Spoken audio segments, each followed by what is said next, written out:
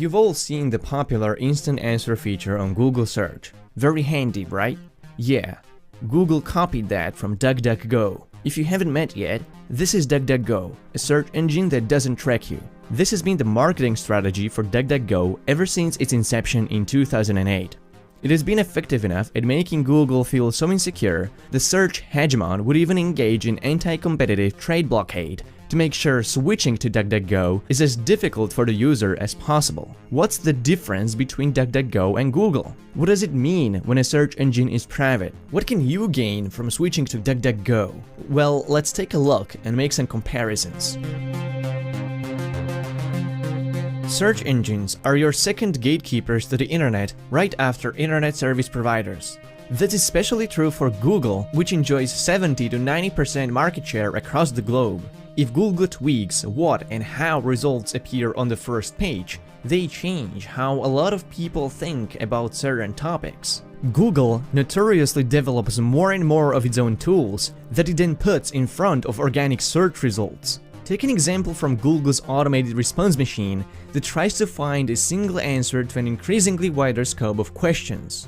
For example, is Google spying on me? There's multiple things wrong with this approach. One is factual. If you know anything about Google's privacy invasion, you know this is a total fabrication. But to the uninitiated, it paints a delusion that there is no issue with privacy on Google because Google said they don't listen in to people's conversations. Google fabricates a statement and then argues against it.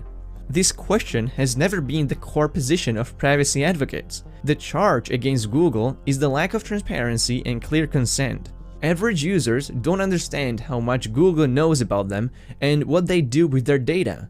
Google artificially manufactures user consent through its vague and broad terms of service and complicated privacy settings. Even if people choose to opt out of privacy-invasive practices, Google proactively tracks them without their consent. Google collects your location, reads your emails, logs your browsing and search history, follows your purchasing records even in offline stores. That's called stalking, spying, tracking, snooping, snatching, and it's ignorant and psychotic. Should this be the answer instead? No, there shouldn't be any answer. Instant answers are good for questions that have one exact, real-world answer, like calculations, scientific and historical facts, or biographies. What's not that should be left to the organic search. Organic search result means that all pages are indexed based on the search term and the content of the websites alone, and they're ranked according to how well these two parameters match. If it's not organic, then Google should disclose that information each time it manipulates search results, clearly and in plain human English. Google never tells you this. Why is organic search so important? Because Google doesn't show you what the internet actually is about. It shows you an agenda. And this is the second big problem with Google search layout. Look at how much space this question takes out of the screen. It pushes organic results way down the page, making you scroll and spend more time if you want to find more internet content. If you compare that to DuckDuckGo, the privacy search engine places organic results in the center of your attention, and instant answer is on the side. As a consequence of this approach, Google doesn't include organic articles like this one from The Guardian that reports on the Chrome browser turning on microphones and recording audio without users' consent. Even if you decrease your screen real estate, DuckDuckGo rather takes the instant answer away than sacrifice the importance of organic search results. Meanwhile, Google sacrifices search neutrality to favor its own services. Google wants to control what people get to see. DuckDuckGo strikes this issue head-on. Google can't compete with DuckDuckGo's business model because it goes directly against everything that allowed Google to grow to such a monstrous size. Instead, the corporate monopoly went for a different strategy. Google has bought a domain duck.com that used to redirect users to google.com. Gabriel Weinberg, the founder of DuckDuckGo, claimed Google made it impossible for users to change their default search engine to DuckDuckGo on Chrome for Android and iOS. Since Google was fined $5 billion by the EU for abusing its market dominance, the Search Goliath stopped redirecting to its main domain after 6 years. Instead, it points to an empty page that gives users ugly-looking links to go to DuckDuckGo or Wikipedia. Google still refuses to sell the domain to DuckDuckGo, despite Weinberg's long efforts to establish shorter and more user-friendly domain name. One of the biggest problems modern society faces with social media and big platforms in general is that they create automated echo chambers around people's individual profiles simply to get people to click on ads. This so-called filter bubble is plaguing the internet. In the case of search engines, Google is over-personalizing your search results to the point you would only be shown results that align with your political beliefs and opinions. DuckDuckGo doesn't have a filter bubble. Its search results are derived from over 400 sources that include big search engines like Bing or Yahoo, but also DuckDuckGo's own web crawlers. Its organic results aren't intervened by personalized filters, because DuckDuckGo doesn't maintain a personal profile on you like Google does. Google tracks your entire activity on the internet and even in offline retail world. Google knows where you've been recently, what you bought in the retail store yesterday, what you searched for, which websites you visited, what movies you liked, what books you read, comments you posted, politics you align with, and beliefs you hold. These are information that are relevant to advertising campaigns, but don't contribute to the quality of organic search. Google's results are not what the internet is about. They're Google's projections of their perception about your psychology. It's what Google wants to make you think or thinks would make you click on more ads. What matters is not whether those ads work, but that what you see on Google is no longer the organic search you would expect from a traditional search engine like DuckDuckGo. You can easily measure how dramatic the differences between search results on Google and DuckDuckGo sometimes are, especially when it comes to controversial or highly politicized topics. For example, is climate change a hoax? At a first glance, we can already see the differences.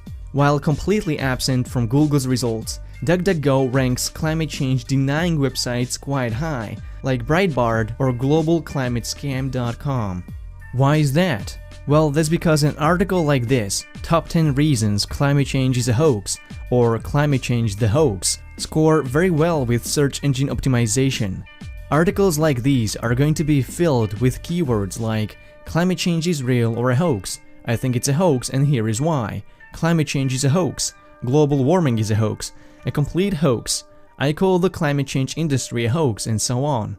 These are keywords that help search engines automatically evaluate how relevant certain content is to search terms in a non-judgmental utility function of algorithms.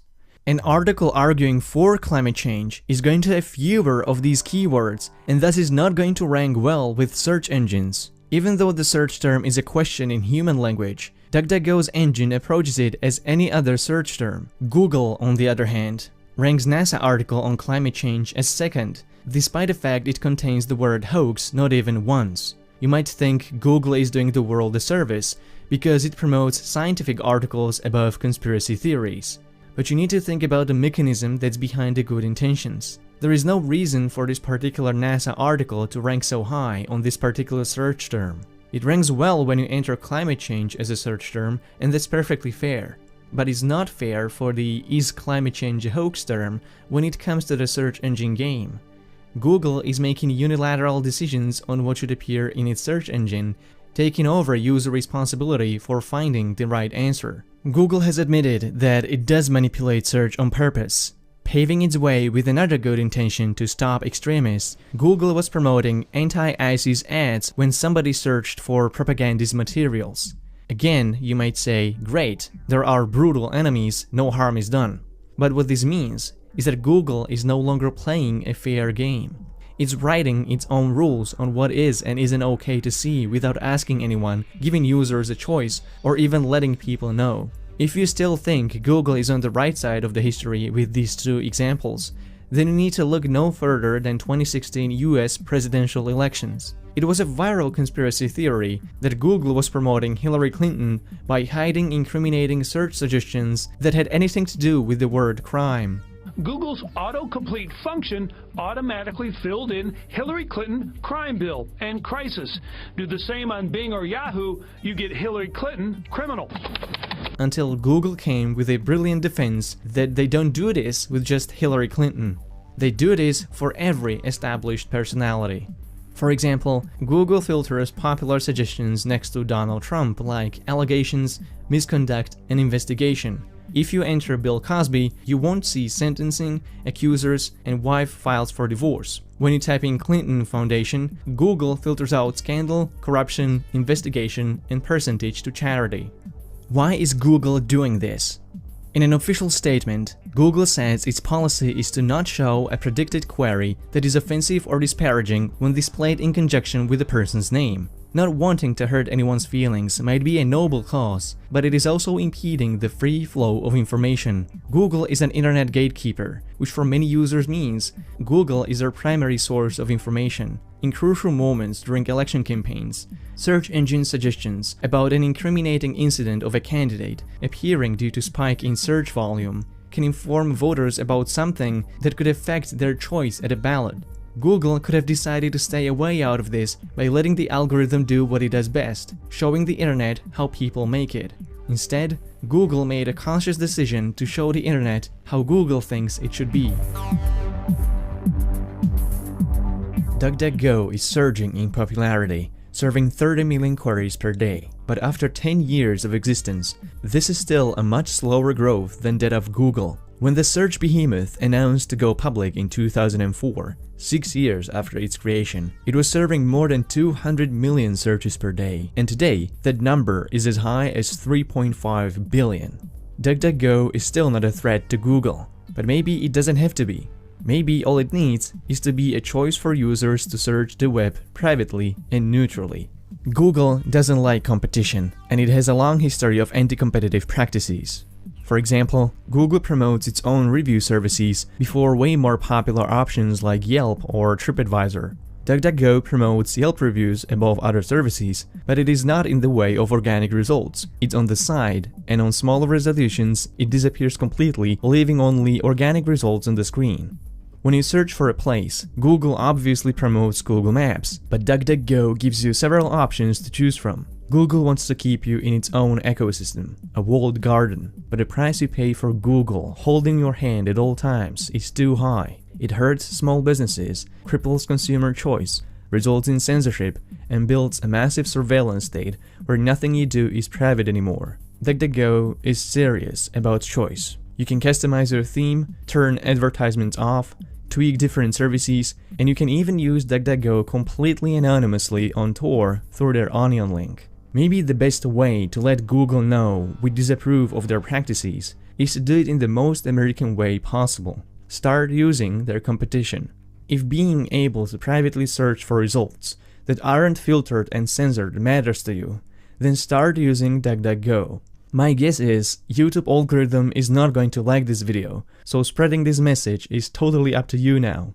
Share it, engage in discussion below, and leave a like to let Google know the resistance is live and well. Thank you for watching.